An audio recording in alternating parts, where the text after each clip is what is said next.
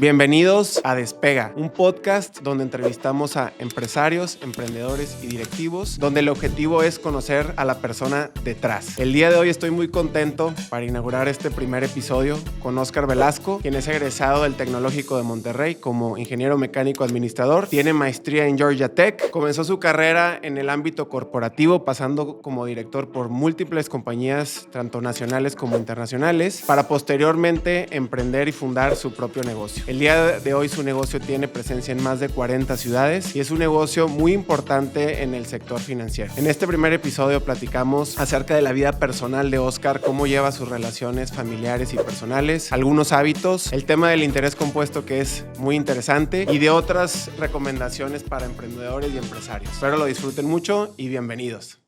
Óscar, bienvenido a Despega. Estoy muy contento y muy agradecido que te hayas animado aquí a participar y compartirnos muchas de tus lecciones de vida. Estoy muy agradecido y pues bienvenido, Óscar. Muchas gracias, Rubén. Te agradezco la invitación y realmente gracias a ti por permitirme compartir un poquito algo de las experiencias de vida a lo largo de estos años de vida laboral. Gracias, Óscar. Pues mira, quiero empezar en un tema muy sencillo. Sé que eres un hombre de deportes, que te gusta andar en bicicleta de montaña, te gusta jugar golf. Y más allá del beneficio de salud que tiene estos deportes, ¿hay algo en particular del por qué practiques o por qué tienes estos tipos de rutinas que sé que las practicas con cierta frecuencia? Pues sí, bueno, yo diría, y a lo mejor va a sonar a un cliché, pero por ahí escuché en alguna ocasión que la idea es morirse joven lo más tarde posible. Y ciertamente me gustaría, a mis ya casi 71 años, en menos de un mes los cumplo. Te ves muy joven. Gracias, Rubén, realmente no tanto, pero sí me gustaría prolongar un poquito los años de salud, no solamente física, sino mental. Tengo todavía a mi edad muchos planes en el plano, vamos a decir, familiar y profesional y de negocios también. Muy bien. Y adentrándonos un poquito más a quién es Óscar, digo, sé que tuviste una experiencia tanto del lado corporativo como en la parte de emprendimiento. ¿Cuáles dirías que son las lecciones que te ha dejado cada uno de estos dos caminos? ¿O por qué primero decidiste entrar en uno y luego te pasaste al otro? Que sé que ahorita eres un empresario con muchas empresas. Platícame un poco de eso. Sí, mira, más que otra cosa, Rubén, yo creo que nuestro background, si se me permite usar esa palabra, determina de una u otra forma nuestra trayectoria también. Eh, sí, por muchos años trabajé en el ámbito corporativo, me tocó participar en un sinnúmero de empresas en diferentes giros, desde productos de consumo hasta, bueno, particularmente mi última experiencia profesional fue manejando empresas en el extranjero. Concretamente, viví un tiempo en Europa, otro tiempo en Estados Unidos y otro tiempo en Asia. Y ciertamente esas experiencias en empresas muy institucionales, diría yo, internacionales, te dan, te dan un background muy fuerte para el emprendedurismo también, ¿verdad? De emprender tiene también la necesidad de otros atributos, no solamente los que se ven en las empresas institucionales, pero la combinación de ambas cosas ciertamente te fortalece mucho y te da las herramientas suficientes para, pues vamos a decir, sobresalir o tener éxito en tus emprendimientos, ¿verdad? Y del tema corporativo, ahorita que mencionas que te ayudó mucho, particularmente, ¿qué dirías que te enseñó para poder dar ese brinco al emprendimiento? ¿Qué lecciones o qué habilidades desarrollaste en el ámbito corporativo? Bueno, déjame plantearte quizás en dos términos, ¿verdad? El emprendedurismo, el emprendimiento, requieres una serie de cualidades o habilidades distintas. Vamos, necesitas tener resiliencia y la resiliencia se puede enseñar, pero no es algo fácil de aprender y menos fácil de poner a trabajar, porque muchas veces requieres fracasar en varias ocasiones para encontrar realmente el camino. Eso tiene que ver con el emprendedurismo, pero ciertamente el conocer, el tener una educación financiera, el conocer de procesos, el entender cómo y lo voy a decir en un término muy sencillo, los procesos definen el éxito o el fracaso de muchas empresas. El saber dónde están los indicadores clave de desempeño, el estar acostumbrado a reportar a bolsa, por ejemplo, cada 3 meses, el producir resultados que se reflejen en el precio de la acción, da una estructura mental y un conocimiento que si no has pasado por ese proceso, sí lo puedes adquirir, pero también es más difícil. Pero al final del día es la combinación de las dos cosas. Por un lado, insisto, esa resiliencia y otros atributos que van con emprender, pero tener esos otros conocimientos y esa experiencia también profesional ayuda muchísimo para estructurar negocios también institucionales. Muy bien. Oye, ahorita mencionas mucho la palabra resiliencia. Sin duda, me imagino y que has tenido fracasos como buen emprendedor. Y muchos. Platícame algún fracaso donde tú hayas sentido que tocaste fondo o que te haya dado una gran lección de vida y que gracias a ese fracaso tú diste un giro de 180 grados o que realmente te haya marcado de forma importante. Bueno, pues yo quiero, y aquí a lo mejor voy a entrar en un plano un poquito más personal, pero a lo mejor vale la pena decirlo Sí, porque claro. cuando empezamos nuestra plática te comentaba que hay cosas que marcan tu vida. Y yo viví una experiencia que para un niño de 5 años, precoz, como era mi caso, fue una experiencia que me marcó para toda la vida. Mi padre acababa de perder el trabajo y me tocó vivirlo, regresé yo del kinder, ¿verdad? Y es increíble porque se me han olvidado muchas cosas a lo largo de estos 70 años de vida, pero esa nunca se me olvidó. Y sentí yo a mi madre angustiada porque mi padre no tenía trabajo, al grado tal que le llegó a preguntar, oye, ¿y qué vamos a comer? Pues eso fue una cosa impactante para mí. Y en ese momento me juré y perjuré que eso no me iba a pasar a mí. Ese es un momento que marcó mi vida. Pero a lo largo de mi vida profesional he fracasado en varias ocasiones y he emprendido negocios que en retrospectiva eh, me dieron una experiencia muy interesante, pero si hubiera podido evitar incursionar en esos negocios habría ganado mucho tiempo. O vamos a decir que no habría perdido más tiempo. Y es entonces, Rubén, donde te he platicado que a mí me gusta mucho el proceso de mentoring, ¿verdad? Sí. De ayudar a muchachos que tienen ganas de salir adelante, etcétera.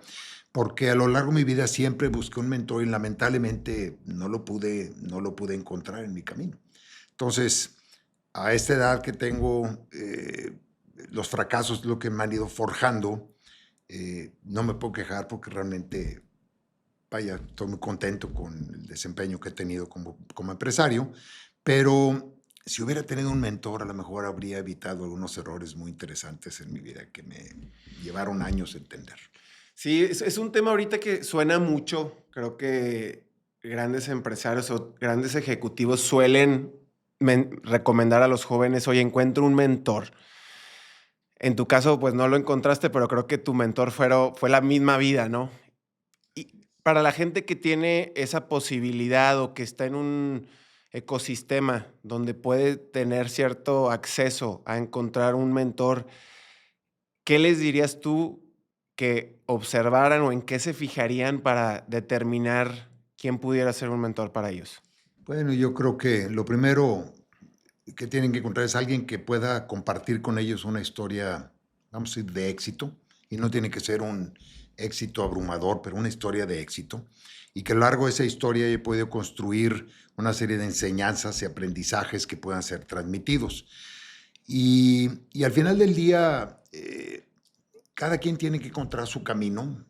Hay muchos negocios y ciertamente negocios que en mi época, que existen hoy, que en mi época ni los podría soñar. Y yo creo que con el advenimiento de la tecnología, estos negocios tienen un efecto cada vez más multiplicador, que es algo muy interesante, que a lo mejor podríamos platicar en un momento. Eh, pero ante todo, yo creo que este mentor tiene que ser una persona desinteresada, que realmente busque, que quien busca ese ejemplo, esa asesoría, se beneficie de esos consejos y de esa experiencia. Entonces, hay cosas que tienen que ver con negocios y hay cosas que tienen que ver y para mí eso es muy importante, las finanzas personales. Y hay ciertos principios que para mí son fundamentales, como la ley de la gravedad, no, son inquebrantables y también son atemporales, independientemente del hecho de que las nuevas generaciones pues viven en un entorno, en un marco totalmente distinto al que vio mi generación. Pero esas cosas no cambian. Y si no se siguen esos consejos, desde el punto de vista de finanzas personales, no se va a llegar a buen puerto. Ahorita dijiste un concepto de la escalabilidad o cómo se exponencian. En algún momento platicamos y tú me mencionaste que hay 4 factores para determinar, o 3 o 4 factores para determinar el potencial o cómo elegir un negocio. Si me pudieras platicar un poquito de esos 4 factores, porque sé que ahorita hay mucha gente queriendo allá afuera emprender y no saben por qué camino irse. ¿Qué recomendarías tú? Bueno, lo primero, y es algo que a lo mejor no va a sonar muy agradable, diría yo, es que hay negocios que son intensivos en mano de obra y hay negocios que son intensivos en capital. Y hay negocios que más bien tienen un fundamento basado en tecnología que son muy innovadores. Yo pondría esas 3 categorías para hacerlo de una forma muy sencilla. Yo procuro evitar en lo posible negocios que son excesivamente, vamos a decir, intensivos en mano de obra. Sobre todo en una época como la que estamos viviendo el día de hoy, que es difícil de conseguir y hay mucha rotación, etcétera, y mano de obra calificada. Negocios intensivos de capital para alguien que está empezando y no cuenta con el capital suficiente para arrancar también son difíciles. Por eso yo trato de orientar hoy en día y buscar que los muchachos se basen en la creatividad, en lo innovador, como dicen, pensando fuera de la caja. Yo diría, y es un término que uso mucho cuando platico, el dinero no se hace trabajando, se hace pensando. Y la escalabilidad de los negocios es algo muy importante. Digo, no sé si pueda mencionar aquí alguna compañía, por ejemplo, pero si tú me hablas, por ejemplo, Netflix, caray, a mí me cobra, no sé, 300 pesos mensuales por la suscripción. Después de gastos y costos y todo lo que gustas, a lo mejor les quedan 50 pesos. Oye, pues no es negocio. El negocio está en que tienen miles de millones de suscriptores, ¿no? Y eso es lo que hace precisamente la escalabilidad.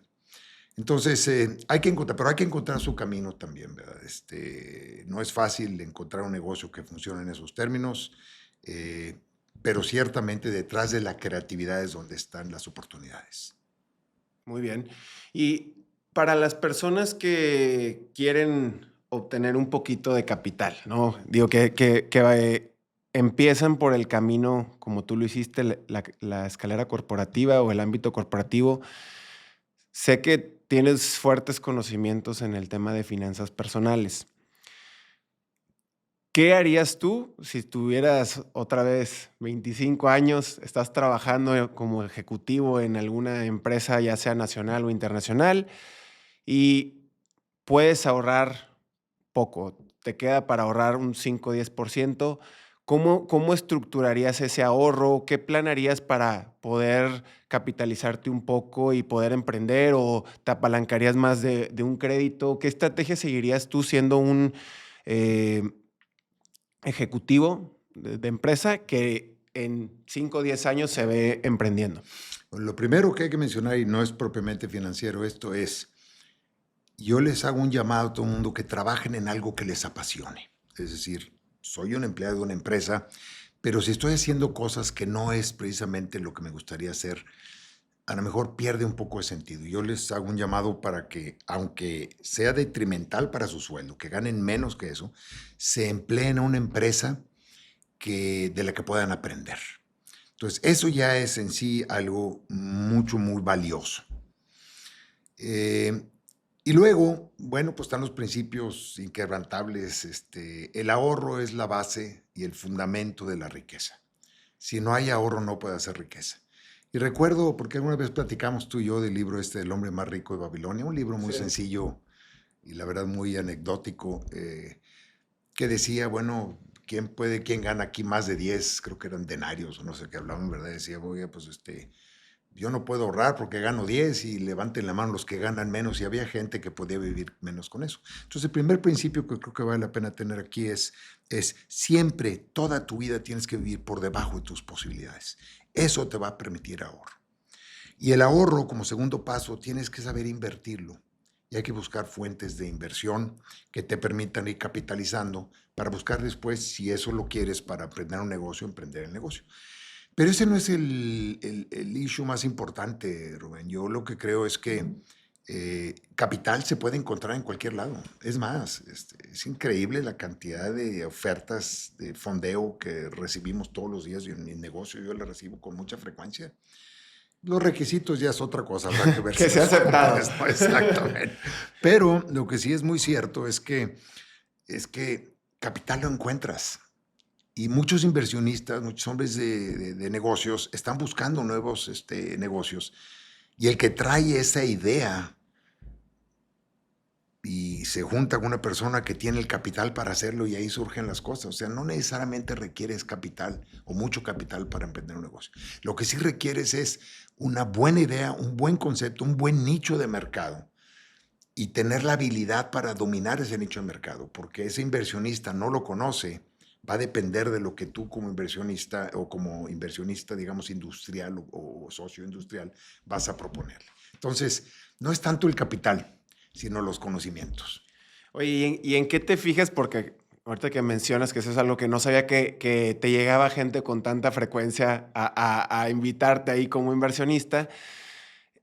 ¿Qué, ¿En qué te fijas al momento de tú invertir en alguien? Aparte de la idea ahorita que acabas de mencionar y la escalabilidad, en cuanto al perfil de la persona, ¿qué te hace decir si voy con este emprendedor o no voy con este emprendedor? Bueno, hay algo que yo siempre lo he dicho, está en el DNA de la persona o no está. Cuando ves a alguien, y lo voy a decir, Rubén, sin cortapisas, alguien como tú, yo veo en ti esa hambre, ese deseo de hacer las cosas, este, ese deseo de llegar a un feliz término los proyectos, para mí eso es importantísimo. Y por supuesto, si esta persona tiene conocimientos en la operación de los negocios y tiene conocimientos sobre el área en la que se va a invertir, pues qué mejor. Pero lo que buscas ante todo es una persona que esté echada para adelante. Mira, yo siempre he pensado que la habilidad más importante que puede desarrollar un ser humano para hacer dinero es ventas. Si no sabes vender, sí traes un hándicap ahí. Entonces, alguien que esté muy enfocado a la parte de ventas y que tiene que tener ciertos atributos, no cualquiera sabe vender. Hay gente que es muy staff y es muy válido, gente que dice, bueno, pues yo estoy en el área de finanzas únicamente, no salgo de una oficina, está perfecto. Pero lo voy a decir, como te lo he comentado en varias ocasiones, para mí la oficina es el lugar más peligroso desde el cual contemplar el mundo. Hay que salirse a la calle, hay que sudar, hay que transpirarlo, hay que respirarlo, y ahí es donde te das cuenta que salen las cosas. A mí me llama la atención, si lees la biografía de Steve Jobs, por ejemplo, pues hablas más bien de él que de su socio, que era el genio detrás de la creación de todos estos gadgets que hicieron ellos. Él era el que salía a vender, y te acuerdas más de él que de su socio. Entonces, tiene que ser una persona que sepa vender, que conozca el negocio y muy echado para adelante, y eso lo percibes inmediatamente al hablar con alguien. ¿Tú crees que el emprendedor nace o se hace? La típica pregunta, te la tenía que hacer. Qué buena pregunta y muy difícil de contestar, porque yo diría que un porcentaje muy alto de los emprendedores nacieron o lo forjaron en el transcurso de su infancia y su adolescencia. Pero ciertamente hay gente que ya en la edad un poco más adulta también lo pueden llegar a desarrollar, pero eh, hay habilidades que tienes que tener para eso. Por ejemplo, ¿cómo enseñas, insisto, en la resiliencia? Por ejemplo, ¿cómo le enseñas a una persona que el fracaso es una parte inherente de la vida y de emprender negocios y que tienes que vivirlo, aceptarlo y saberte levantar? Yo siempre he dicho, la diferencia entre un empresario exitoso y uno que no lo es que él no lo fue, al tercer intento se echó, y el que sí fue exitoso, pues intentó 14 veces hasta que se pudiera, siempre y cuando en cada uno de esos fracasos hayas aprendido algo. Entonces, ¿será enseñable ese concepto? No lo sé. Y requieres también habilidades de liderazgo, como la requieres en la alta dirección también, ¿verdad? De empresas institucionales. Oye, y ahorita dijiste algo que me llamó mucho la atención. el emprendedor se puede hacer hasta la 14, 15ª vez, ¿no? O sea, fracaso, fracaso, fracaso. ¿Cuándo es terquedad y cuándo es o sea, cuándo te estás yendo por el camino que puede ser alguien que está intentando en el camino incorrecto y cuándo te sabes redireccionar y decir, sabes que no es por aquí, pero voy a seguir persistiendo? No sé si en tu vida te pasó algún momento donde te sentiste como nublado, que no sabías si estabas yendo en la dirección correcta. ¿En qué te basaste para analizar o voltear a ver tu entorno, hacer como una pausa y redirigir? Mira, ahí es donde hace falta, quizás puede dar mucho un mentor, pero déjame ser muy concreto en la respuesta que te voy a dar. Yo en varias ocasiones tuve que, yo lo decía así, estuve en negocios, inclusive durante una década de mi vida tuve negocios relacionados con alimentos, eh, y me topé con una cantidad de problemas, desde emplazamientos a huelga y una bola de problemas muy fuertes. La verdad, me llegué a enfermar de estrés en ese momento, pero eh, desinvertí en esos negocios y un día le dije a mi esposa, le dije, ¿sabes qué? Hay que cerrar esto y volver a empezar. Ella estaba traumada con esto. Pero el análisis tiene que ver, oye, ¿cuándo es terquedad y cuándo seguirle? Bueno, cuando está en tus manos arreglar un problema, no es terquedad. Cuando el segmento, el giro de negocio, la industria en la que estás se acabó. Por ejemplo, tengo amigos que durante mucho tiempo estuvieron en la maquila de ropa, fabricaban ropa. Se abren las fronteras de México, eso no les tocó a las generaciones de ustedes, ya cuando ustedes nacieron ya estaban abiertas, y empezó a entrar mercancía de Asia, de China, etcétera, a precios imposibles de mejorar, y tuvieron que pues cerrar los negocios y volver a empezar. Ya no era el momento de estar en esos giros. Entonces ahí no es terquedad, es encontrar si se acabó eso, digo, y volvemos a casos muy sonados como pues el advenimiento de Netflix, por ejemplo, y las empresas que existían anteriormente, Blockbuster, por ejemplo, no supieron entender que se había acabado su giro. Quienes fabricaban las máquinas Xerox o mandar un fax era una cosa impresionante. Se acabó, hay que salirse de eso. IBM mismo es una empresa que pues, fabricaba unas computadoras inmensas que no cabían en habitaciones enormes con temperaturas y humedades controladas y tuvieron que emigrar otras cosas para sobrevivir. Entonces, ¿cuándo es terquedad? Cuando no está en tus manos, cuando la industria ya no debe continuar, cuando ya ese giro de negocio no es bueno y sigues intentando, ahí ya no. Muchas gracias, me gustó la respuesta. Y ahorita mencionas a tu esposa Ujú. y me lo has mencionado ya varias veces. ¿Qué factor ha jugado tu esposa y tu familia en tu carrera, tanto personal como profesional?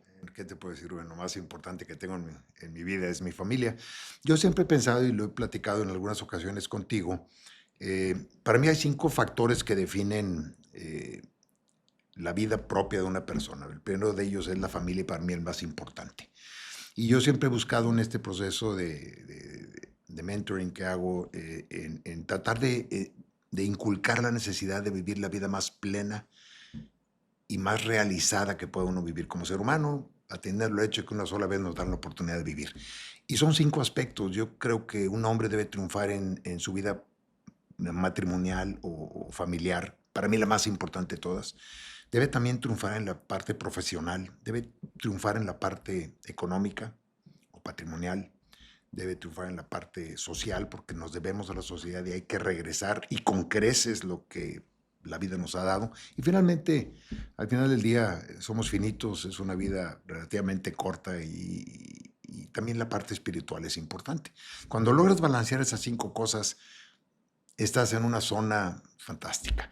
Y en el caso de mi familia, yo te puedo decir que a punto de cumplir 47 años de casado, mi esposa ha sido fundamental en todo, porque inclusive en algunos de los fracasos, ella es la que me ha hecho fuerte. Eh, yo se lo he comentado, tú nomás no dejes de apoyarme y no te voy a fallar, y ella me ha hecho muy fuerte. Ella me permitió inclusive emigrar fuera de México durante muchos años para continuar una vida profesional y luego emprender negocios y fracasar y a veces andar en situaciones económicas un poco apretadas, diría, pero nunca dejó de apoyarme. Y así fueron mis hijos. Y mis hijos, pues realmente desde muy chicos les inculqué también esa educación financiera que creo que toda persona debe tener. Lamentablemente no hay suficiente, inclusive no se enseñan en las escuelas de educación financiera, ni en instituciones de educación de superior, no se enseña eso. Incluso puede haber maestros de finanzas que no saben de finanzas personales. Exactamente. Sí es un tema que precisamente aquí en Despega vamos a ir también platicando mucho. Ahorita que mencionas mucho este tema de tu esposa, se me vino a la mente que mencionabas al inicio de la plática que pues estuviste en Europa, en Estados Unidos, en Asia, y si mal no recuerdo, estuviste a distancia, ¿no? De tu familia. ¿Cómo, qué hacías para mantener una buena relación con tu familia, con tu esposa y al mismo tiempo seguir pues teniendo éxito en la parte profesional? Fíjate que de veras es una pregunta muy relevante para cómo fue mi vida, esa que me haces, porque cuando sucede todo esto y lo platico con mi esposa, lo primero que le dije es, yo necesito tu visto bueno, si no, no voy. Segundo, le dije, no quiero que nuestros hijos sufran por este proceso, por lo que no quisiera llevarte un tiempo viviendo en Holanda, otro tiempo viviendo en Corea, otro tiempo viviendo en Estados Unidos. Dije, se van a acabar casando por todos lados y yo quisiera que mantuviéramos una familia lo más unida posible. Eh, y ella me dijo, yo me encargo. Es increíble, pero si tú le preguntas a mis hijos, que ya son adultos, ya uno de ellos ya cuarentón, dos de ellos ya cuarentones, ellos jamás sintieron mi ausencia, fíjate, es impresionante. Y ese es un trabajo que hizo mi esposa. Todas las noches en donde estuviera, yo hablaba en mi noche, que eran las mañanas acá, hablaba para saludarla a ella, para saludar a los hijos, etcétera, y procuraba venir 2, 3 veces al año a pasar un fin de semana en las graduaciones de preparatoria, etcétera. Nunca dejé de estar. Y dos cosas le prometí a mi esposa. Primero, y muy importante, que nuestro matrimonio no se iba a echar a perder por esta situación profesional. Y segundo, que no iba a regresar infartado. Así que las dos cosas las logré. Ahorita que dices, no voy a regresar infartado, por ahí me contaron que tú dices que tu trabajo es tu hobby. Ujú. Y yo lo he observado que creo que también las personas cercanas a tu familia, de tu familia o que te conocen, dicen que no te cansas. ¿Cómo le haces para vivir en el trabajo como, bueno, uno desde fuera parece que no te cuesta? ¿Qué haces o cómo lo vuelves parte de tu vida para que sea algo sencillo para ti llevarlo y hasta parece que te gustan resolver los problemas? Mira, la verdad es que una vez que pasa cierto umbral, vamos a decir así, que son las necesidades básicas, con un nivel razonable de vida, ¿verdad? Ya lo demás es innecesario. Es decir, ¿a dónde voy? El pequeño patrimonio, vamos a decir, que pueda yo tener, me es suficiente para vivir el resto de mi vida sin problemas con mi esposa. Yo no busco hacer más dinero, pero a mí me apasiona crear cosas. El solo hecho de poder crear algo de una nueva empresa, algo que lo que te he platicado últimamente, que tú estás más o menos enterado, a mí me apasiona todo eso. Y a veces lo comento con gente como tú o gente más o menos de tu edad. Digo, ¿cómo quisiera tener 30 años menos? No porque quiera vivir para siempre, sino porque, pues ya a mis 70 años se acaba el tiempo para poder seguir emprendiendo y haciendo cosas y creando empleos y ayudando gente y lo que tú mandes. Es el placer de hacer, el placer de crear, de poder hacer cosas nuevas, lo que me mueve a mí realmente y lo disfruto mucho. Sí te debo reconocer que ya no trabajo a las 1500 revoluciones por minuto que trabajaba cuando estaba joven, pero pues sí, 300 revoluciones. Me doy mi tiempo, hago ejercicio, me voy a jugar golf, viajo con frecuencia, pero estoy involucrado en los negocios y en esa parte creativa que es donde creo que puedo aportar más en estos negocios. Mucha gente trabaja o espera jubilarse, ¿no? Que creo que el sueño de muchas personas es quiero llegar a mis 60, 65 años, bueno, aquí en México, para jubilarme y ya no trabajar. Y ahorita tú me estás diciendo totalmente lo opuesto, tienes 71 años y por ahí me has mencionado que tú quieres trabajar hasta los 80, 85 años. Más todavía. Yo me quiero morir trabajando. ¿Por qué? O sea, entiendo que te encanta y te apasiona esto, pero ¿qué le dirías a la gente que tiene esta filosofía de oye, yo quiero trabajar a los 65? Porque también he escuchado y he leído que la gente que llega a sus 65 deja de trabajar, hay una debacle en Es su vida, un declive. un declive tanto mentalmente como físicamente. ¿Qué recomendaciones le darías a las personas que tal vez tengan, no sé, 40, 50 años y que esa es su visión ahorita de... Yo creo que esas personas posiblemente no les apasiona lo que hicieron en su vida, profesionalmente hablando. Pero yo siempre he pensado que para vivir una vida plena tienes siempre que tener a alguien a quien amar, algo por qué luchar y una razón para levantarte todos los días. Porque sentarse ahí a esperar envejecer sin hacer nada y tomando café se me hace que no es nada bueno. Suena muy romántico, pero no lo es, créeme. El jubilarse suena muy romántico. Ahora, para quien trabajó toda una vida para una empresa, pues bueno, dices, no voy a empezar a los 65 años a emprender negocios, ya no es tiempo para emprenderlos. Pero ciertamente hay muchas actividades que pueden desarrollarse, desde ayudar en organizaciones no gubernamentales, instituciones de beneficencia, pero tienen que mantenerse activos y encontrar alguna pasión que les permita vivir más. Yo creo que eso es lo que permite prolongar tus años y, como decía al principio, morirte joven lo más tarde posible, ¿verdad? Si te sientas ahí a esperar que te llegue la muerte porque ya te jubilaste, no tienes nada que hacer más que ir a tomar café, creo que propicias ese declive del que hablábamos hace rato, y simplemente dejas de tener la plenitud que podrías tener en tu vida. Oye, y creo que este tema de la pasión lo he escuchado en muchas personas. Creo que el motor de muchos altos ejecutivos o emprendedores, justo lo mencionan así, les apasiona el resolver problemas, crear, desarrollar, crecer un negocio de 0 a 100. Pero mucha gente también al mismo tiempo batallan en encontrar esa pasión. O dicen, ¿por dónde le doy para encontrar esa pasión? ¿Cómo le hago para encontrar esa pasión? Algo que pudieras decir en ese sentido. Esa, Rubén, se me hace que es una de las cosas más difíciles de encontrar, diría yo. Fíjate, te quiero comentar que tengo, pues, sobrinos, vamos a decir, políticos que están incorporándose a la vida profesional y ellos no encuentran exactamente qué es lo que pueden hacer con su vida. Y encontrar eso no es fácil. Muchas veces a través de probar aquí, probar allá, hasta que encuentran algo que realmente les llegue a apasionar precisamente. No, al final es probando, conociendo. Sí. Creo que tú, por la infancia que me platicas que tuviste, tu misma necesidad de desarrollarte convirtió en tu pasión. El hecho de buscar superarte, la mejora continua de ti mismo fue lo que al final del día, digo, yo conociéndote, creo que es lo que te sigue moviendo y, como dices, crear y mover. Sí, sí, sí. De hecho, fíjate, otro consejo que siempre doy es, no importa qué edad tengas, si puedas tener mi edad.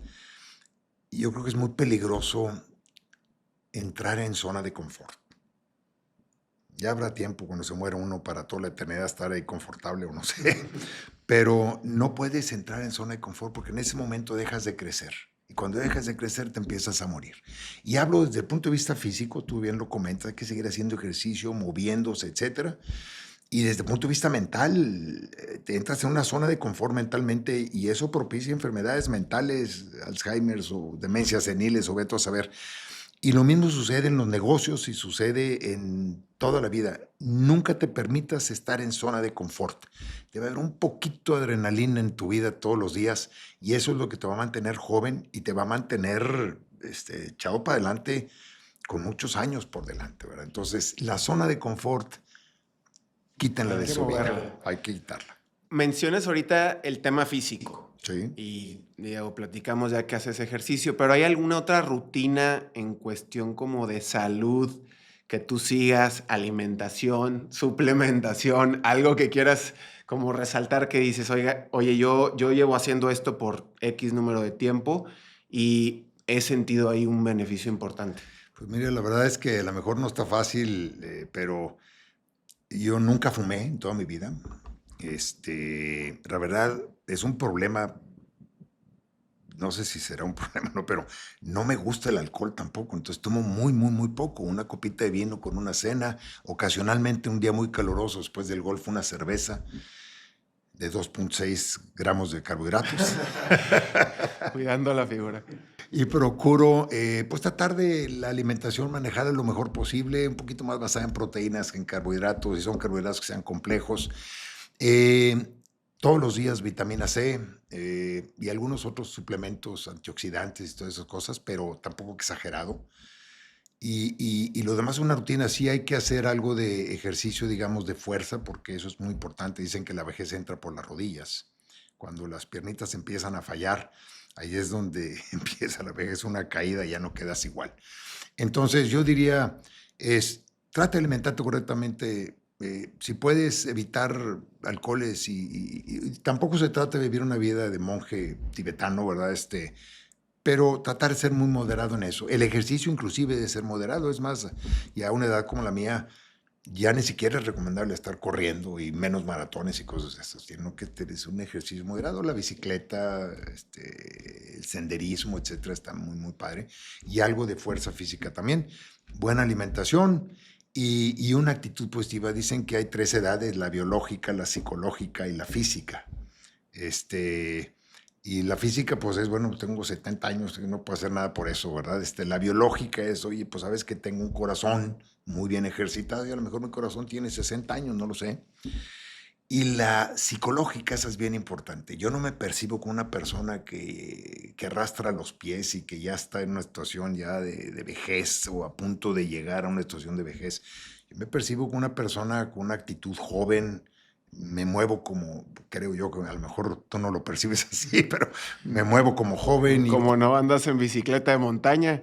en bicicleta de montaña y entonces esto también tiene mucho, porque la mente finalmente es la que dicta muchas de tus... Que mueve, es el motor. Dicen, y creo que es un proverbio muy, muy, muy sabio, somos realmente del tamaño de nuestros pensamientos, en lo físico, en lo espiritual, obviamente, y en lo profesional y en lo personal. Si tú te autopercibes como una persona exitosa, eres una persona exitosa. Y de ahí vienen algunos libros que hemos leído tú y yo juntos, como de la visualización creativa y lo importante de programar tu subconsciente para que generes ese estado de optimismo y de éxito, porque te autopercibes como una persona exitosa. Somos del tamaño de nuestros pensamientos. Nuestros pensamientos que están grabados en el subconsciente definen nuestra esencia. Ahorita que mencionas ese libro, qué bueno que lo mencionas. Está también el otro libro que me recomendaste, The Answer, y el de visualización creativa. Hay mucha gente que me ha tocado que platican de este tema de la visualización y que lo ven como algo como soñador, ¿no? Poco basado en hechos, en ciencia. Y creo que el libro de The Answer lo aterriza muy bien a temas de la materia y cómo funcionan los átomos y que lo atraes. Me gustaría que tú me platicaras cómo fue este proceso de tú irte visualizando o cómo tú te dabas la certidumbre a ti mismo de, oye, yo me estoy visualizando en tanto tiempo como un empresario exitoso, con salud, con una familia estable. ¿Cómo le hacías para irte dando seguridad? Porque al final no es inmediato. ¿Qué ibas haciendo como para decir, oye, si está funcionando, no está funcionando, si le tengo fe a este tema de la visualización o no le tengo fe? O sea, porque creo que es un tema muy sonado. Está también el libro del El Secreto, que habla también pues de la visualización. Entonces, ya es un tema sonado, pero mucha gente no cree todavía en él. ¿Qué dirías? Pues mira, no es esotérico eso, de ninguna manera, es más bien científico, como seguramente lo leíste en uno de estos libros, creo que en The Answer. The Answer, sí. El 13% del peso de tus 2 kilos y pico del cerebro es el consciente, y el 80 y tantos por ciento es el subconsciente. Realmente somos más subconsciente que consciente. Y por ejemplo, por darte un ejemplo, una persona que se pone a dieta, el subconsciente es el que le está traicionando ahí, porque dice, oye, pues me gustan mucho las papitas y me gustan mucho los carbohidratos, y tu consciente te está diciendo, necesito ponerme a dieta. Entonces, lo que tienes que hacer, pues, es programar tu subconsciente, ¿no? Y es científico todo eso, lo hemos platicado también, la velocidad de pensamiento, la capacidad de retención, el subconsciente es servil totalmente, tú le dices esto, eso hace. El consciente no, es volátil, es voluble, se va al pasado, se va al futuro, te traiciona, etcétera. Entonces, tienes que, tienes que aprender a programar todo eso, y eso es como el ejercicio. Seguramente, bueno, tú eres una persona que hace mucho ejercicio, no sé cuántos maratones has corrido, si has corrido maratones. Triatlón, soy más triatleta. Más triatleta, bueno, todavía más. No creo que hayas corrido tu primer triatlón en el primer momento que dijiste, la próxima semana me voy. No, tuviste que pasar por un proceso de entrenamiento y no se construye al otro día, de la noche a la mañana, se construye a través del tiempo. Es exactamente lo mismo que funciona con la programación subconsciente. Y tienes que tener, y lo habíamos platicado, porque en el libro de visualización creativa te dice que tienes que tener 3 cosas fundamentales para que esto funcione. Primero, tienes que tener la convicción, tienes que tener el deseo Ferviente. apasionado de eso, y tienes que tener la aceptación, porque habrá gente que diga, no lo merezco, entonces ya no lo estás aceptando. Pero si no hay convicción, aceptación, esos 3 elementos, no puedes reprogramar tu subconsciente y sigues siendo una persona pues que no logró el éxito al que estás llamado. Estamos llamados al éxito. Oye, y ahorita que dices eso de la convicción y de creértela, creo que ese es el principal problema de la visualización.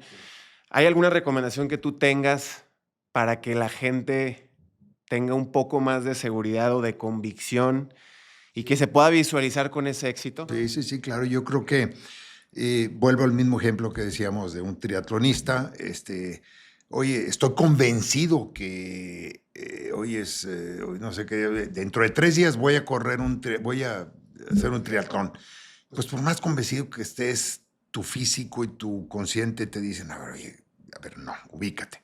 Entonces, de esa manera tú tienes que ir poniendo metas en tu vida y entender también que esta no es una carrera de velocidad de 100 metros, la vida es una carrera, es un maratón, hay que correrlo a un paso, a 42 kilómetros que vas de distancia. Entonces, oye, una educación financiera que te permita llegar a obtener tus metas y tus objetivos de vida desde el punto de vista patrimonial, en lo que lo quieras medir, tienes que entender que te va a llevar una vida a hacerlo. A menos que nazcas en situaciones muy privilegiadas, ¿verdad? O que seas un golpe de fortuna, como le pasó a este señor de Zuckerberg, o no sé, que se le ocurrió una idea y se fue. Pero para la mayoría de los mortales lleva una vida completa. Entonces es un proceso continuo de mejora, de programar subconsciente, de salirte de tu zona de confort, de explorar nuevas cosas, de pensar, porque vuelvo a insistir, el dinero no se hace trabajando, se hace pensando. Y una idea, como las que a veces hemos platicado tú y yo, vale más que miles de trabajos en todo el mundo que nunca van a poder generar lo que una idea de esas pudiera generar si se lleva a feliz término, ¿no? Que ahí en el tema de ideas, también he escuchado que otros emprendedores, ya sabes que está mucho este tema de Shark Tanks y está muy de moda como el levantamiento de capital o de ángeles inversores, ¿no? Sí. Que también te dicen, oye, una inversión, una idea sin un plan, pues tampoco vale para nada. Claro. Entonces, ¿qué piensas? O sea, sí, por una parte tener la idea, pero ¿qué otras características tiene que tener esa idea? Mencionabas hace rato un proceso. ¿De qué más tiene que estar acompañado esa idea para que sí funcione?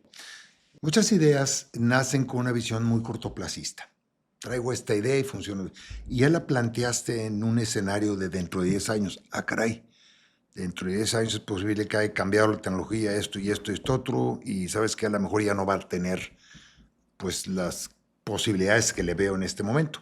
Y por otro lado, hay muchas ideas que son muy intensivas. Por ejemplo, volvemos al punto, intensivas en mano de obra. Hoy en día, yo estoy viendo con muchos amigos míos, con sus empresas, están batallando para conseguir personal. Y si tienes una idea que es muy intensiva en mano de obra, ¿cómo la llevas a que te la traes a un inversionista y te dice, oye, consígueme el personal? No sé cómo le voy a hacer, pero esas cosas influyen mucho. Entonces yo diría que cuando esas ideas para levantar capital se plantean a un inversionista, tienen que tener una serie de requisitos. y entre ellos tiene que estar una visión un poquito de mediano y largo plazo. Es increíble la cantidad de fondos de inversión que hay aquí en México. Bueno, en México no tanto, pero en Estados Unidos y en Canadá es impresionante. Y siempre hay dinero. Las ideas son las que valen la pena. Bien. Ahorita, alineado a eso, me gustó una frase que dice el libro de The Psychology of Money de Morgan Housel, y la voy a leer tal cual, obviamente traducida, pero dice: tener éxito con el dinero tiene poco que ver con qué tan inteligente eres y mucho que ver con cómo te comportas. ¿Qué opinas de esta frase y cómo la interpretas desde tu experiencia? Es precisamente lo que estamos platicando el día de hoy. Es cómo te autodefines tú. Oye, puedes tener un IQ muy promedio. De hecho, es mi caso. Mi IQ a lo mejor está un poco abajo del promedio. Pero una cosa sí te puedo asegurar, yo soy perseverante. Y siempre forjé en mi mente la idea de tener éxito en lo que emprendiera en la vida. Y eso ha sido mucho más determinante que mi capacidad intelectual para ver cosas. Por supuesto, una preparación nunca está de más, ¿verdad? O sea, tener preparación académica, experiencias, como lo decíamos, en el plano de empresarial y todo, ayuda mucho. Pero si te dijera cuántos amigos tengo, que hay algunos de ellos tienen unas fortunas impresionantes que ni siquiera terminaron la carrera. Y tengo otros amigos con doctorados que están en una situación económica muy distinta a tus otros amigos. Entonces, no es tu IQ, no es tu inteligencia. Hay otras habilidades, tu capacidad de liderazgo, tu visión, vuelvo a insistir en la perseverancia y en la resiliencia y otra serie de atributos. Lo que hace, o sea, quién eres es lo que define más que qué tan inteligente seas. Yo te puedo asegurar que muchas de las personas muy, muy ricas en el mundo no son necesariamente los más inteligentes. Es más, tienen trabajando para ellos a personas mucho más inteligentes. De acuerdo. Tú has mencionado, o bueno, estos mismos libros te mencionan el tema del interés compuesto. Sobre todo este libro del The Psychology of Money. Platícame un poco tu opinión, sé que te apasiona, por eso lo tenía que tocar. ¿Qué puedes compartirnos del interés compuesto? Es un tema que creo yo, como decías hace rato, de las finanzas personales, que todo mundo debería saber, aunque también entiendo que por la situación que tenemos en el país, no todo mundo puede darse el lujo que vivimos. A veces hay personas que viven al día, obviamente, que están en unas situaciones pues, muy complejas para poder ahorrar, pero pensando en alguien que tiene la capacidad, aunque sea de ahorrar un 5, un 10% de sus ingresos, platícame un poco ahí de lo que puede suceder con el interés compuesto. No, pues para mí es un tema realmente que me apasiona. De hecho, creo que lo he comentado en algunas ocasiones. Para mí uno de los mejores inventos que ha hecho el ser humano es el interés compuesto. Y la fórmula realmente es un poco más compleja. Es 1 más I, 1 más 1, etcétera, etcétera. Pero se simplifica de una forma muy sencilla que creo que lo hemos platicado. Y es algo que cuando platico con los muchachos les digo: oigan, por favor, si no se grabaron nada más, grábense esta fórmula. N igual a 72 entre I, donde N es el número de años que requieres para duplicar tu capital y es el rendimiento que tiene tu dinero. Y el 72 pues es una constante. Por ejemplo, si tú tienes inversiones en instrumentos que te dan el 12% anual, 72 entre 12 te da 6, quiere decir que cada 6 años, si estás reinvirtiendo eso, duplicas. Entonces aquí la clave está en dos cosas, son dos las variables que manejan esto. La primera de ellas es la cantidad con la que arrancas. Yo diría una tercera quizás. Y la segunda de ellas es el número de años que tienes todavía. Y quizás la tercera es si tienes capacidad de seguirle poniendo dinero, porque eso también tiene un efecto multiplicador muy interesante. Si habláramos, por ejemplo, por cerrar números, de que pudieras encontrar ya sea un negocio, ya sea un instrumento de inversión que te diera un 14%, algo así más o menos, estás hablando de que a cada 5 años duplicas tu capital. Imagínate un muchacho de 20 años y cada 5 años puede duplicar.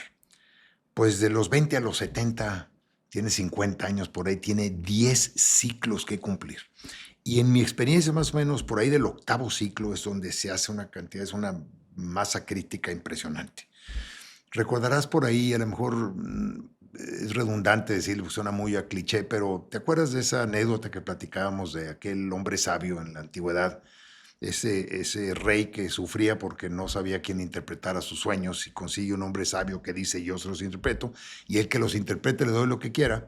Así lo hizo este hombre sabio y le dijo, Su Majestad, lo único que quiero es si me da usted un grano de trigo en el primer cuadrito, el cuadro de ajedrez que tiene, y 2 en el segundo y luego 4 en el tercero. Es todo lo que quiere decir. Adelante no alcanzaban todos los hilos del reino para darle lo que este hombre habían quedado a darle.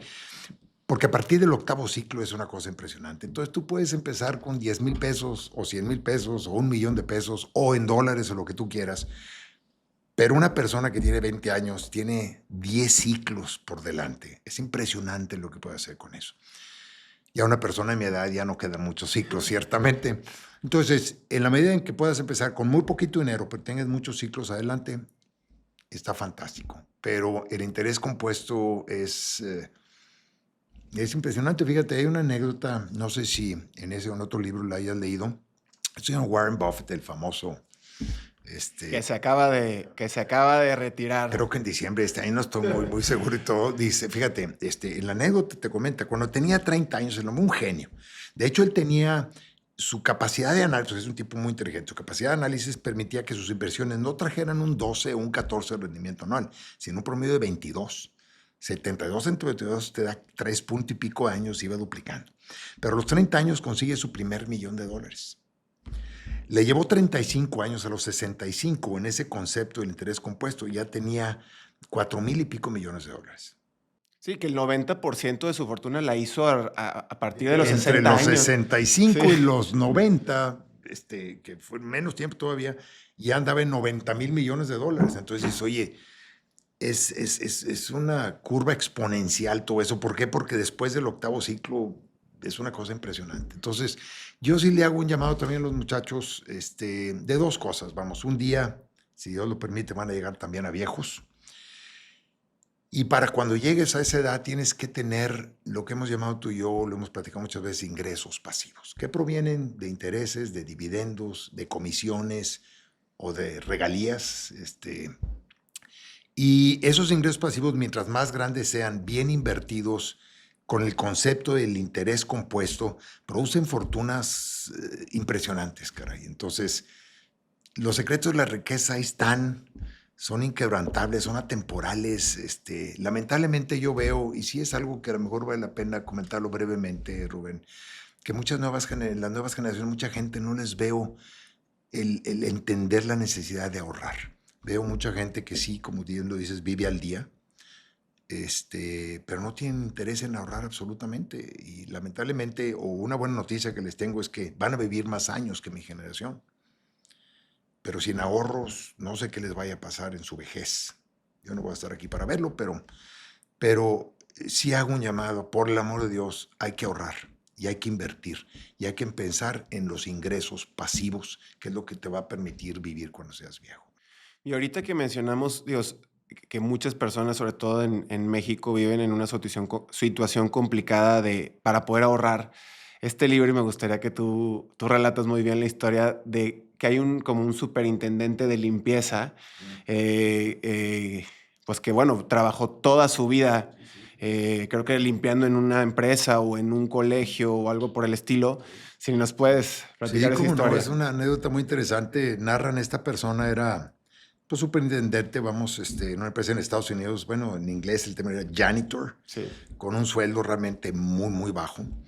Y cuando fallece este señor, sus hijos, como el estilo americano, ya vivían por otros lados, un hijo y una hija. Los llama el abogado que se encargaba de manejar la herencia de este hombre y le dice al hijo, bueno, su padre le dejó $1,000,000 a usted, a la hija otro $1,000,000 y dejó otros $6,000,000 para una institución de beneficencia. Y la gente se sorprendió, pues el señor trabajaba limpiando baños y aseando canchas de básquetbol o cosas de una escuela. Bueno, lo que pasa es que el señor toda la vida le sobraban $100, 500, 350 y toda la vida los invertía con una visión de largo plazo en fondos de inversión de largo plazo en Estados Unidos. Y después de una vida completa, estar alrededor, hizo una fortuna de $8,000,000, que para mucha gente podrá no ser mucho, pero para un superintendente es una fortuna. Por supuesto. Si eso lo aplicamos a alguien que tiene una preparación profesional y que recibe sueldos mucho más interesantes, puede hacer cosas maravillosas. Lamentablemente, y eso es lo que da tristeza, mucha gente se da cuenta ya cuando ya están en una edad donde ya no quedan muchos ciclos. Entonces, si es posible transmitir esto, y sobre todo a los muchachos que están por casarse, yo les digo, transmitan esto, empiecen un fondo de esos con sus hijos, por ejemplo, porque tienen esa virtud enorme de tener toda la vida por delante, ¿no? Digo, la siguiente pregunta que te quisiera hacer ahorita, que mencionas los fondos de inversión y con mucha responsabilidad, pero ¿hay algún instrumento particular en México que tú recomendarías? Digo, entre ETFs, CETES, algo por el estilo, tema inmobiliario, ¿dónde recomendarías tú que la gente invierta? Mira, yo creo que el tema inmobiliario es ciertamente muy rentable, muy bueno. Y en ese giro hay que entender, ¿verdad? No es lo mismo comprar departamentos para rentar, tiene un cierto rendimiento, que construir bodegas para rentar, que construir casas para rentar o locales comerciales. Hay que entenderle a eso y tienen diferentes, vamos a decir, rendimientos sobre la inversión que tengas en eso. Pero bienes raíces, hay que invertir en lo que sea, pero bienes raíces es una buena inversión. Yo realmente, independientemente de eso, recibo rentas y todo, pero estoy muy enfocado a la parte de inversión en bolsa. Y sí, yo invierto en ETFs. Me gusta mucho invertir en dólares porque la visión que tengo en mis inversiones ni siquiera son para mí, ni siquiera son para mis hijos, son para mis nietos. Y, y hay una serie de cosas que se pueden después platicar y toda la cosa, pero cuando mis nietos cumplan 50 años, ya no esté yo aquí, quiero que les den una agradable sorpresa, ese tipo de cosas. Pero ETFs, particularmente en dólares, hay que estar diversificado. Hay quien dice, mira, si en 1960 y tantos, que tú no habías nacido, yo tenía ya a lo mejor 10 años, nada, entrando ya no sé qué año de primaria, hubieras metido $5,000 en Berkshire Hathaway, ahorita tendrías ciento y pico millones de dólares, ¿verdad?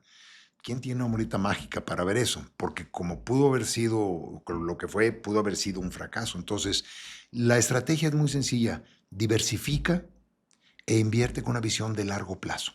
Y debe ser dinero que no necesitas, porque si lo estás invirtiendo y de repente tiene una caída la bolsa y en ese momento lo requieres para una emergencia, ya perdiste. Eso déjalo. Y hay pocas cosas que dan rendimiento que dan las acciones. Sí, creo que ahí está el tema. Creo que mucha gente piensa que las acciones, y digo que lo hay también, pero eso ya es otra profesión, como ser la parte de brokering, que están especulando, comprando y vendiendo. Creo que eso ya es un tema pues muchísimo más complejo, donde hay fórmulas, análisis, pero yéndonos al perfil del inversor conservador, pues es largo plazo, 5, 10, 15 años, ¿no? Y yo quisiera que inclusive repitieras las palabras de Warren Buffett. Buy and hold. Compra en un ETF diversificado que le tenga mucha fe y quédate por años y años y años ahí. Va a haber bajas, pero ha habido bajas muy fuertes en la bolsa y 3 meses después ya va arriba. Hay de todo, pero si tienes una visión de largo plazo y, oye, cayó, métele un poquito más si tienes sobre dinero, y subió, pues métele, pero no lo estés vendiendo y comprando, no le atinas, no hay forma de atinarle eso. Entonces, con una visión de largo plazo es un excelente instrumento de inversión. Yo trato de buscar 12% o un poquito más de rendimiento para que se dé esa fórmula N igual a 72 entre ahí. Y la verdad es que estoy muy contento con el desempeño, con los descalabros que se han vivido, sí, y al final del día sigue siendo muchísimo más rentable que otras inversiones. Súper. Oscar, muchísimas gracias por todo este conocimiento compartido. Creo que esto le va a ayudar a mucha gente a que despegue y pueda utilizar este conocimiento. Algunas cosas, algunas otras cosas no, pero bueno, sin duda fue algo en lo personal muy nutritivo. Muchas gracias, Rubén, te agradezco. Espero no haberlos aburrido con estas cosas, son cosas de viejos, pero ojalá y algo de esto le sirva a alguien para utilizarlo en su vida, y les deseo a todo mundo, como siempre te lo he deseado a ti también, que tenga una vida muy exitosa, una vida muy plena en todos los aspectos de su vida. Muchas gracias. Gracias, Rubén. Gracias.